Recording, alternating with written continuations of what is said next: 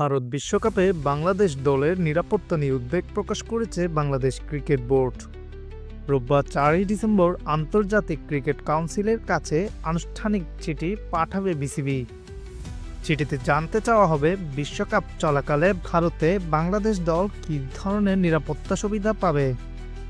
বিশেষ করে ক্রিকেটার মুস্তাফিজুর রহমানকে ব্যক্তিগতভাবে নিরাপত্তা দিতে ভারতীয় বোর্ড ব্যর্থ হলে দল হিসেবে টাইগারদের জন্য দেশটি কতটা নিরাপদ সে ব্যাখ্যা চাওয়া হবে। একই সঙ্গে মুস্তাফিজুর রহমানের নাম আইপিএল থেকে বাদ দেওয়ার কারণ জানতে আইপিএল প্রধান নির্বাহীর কাছেও আলাদা চিঠি পাঠাবে বিসিবি।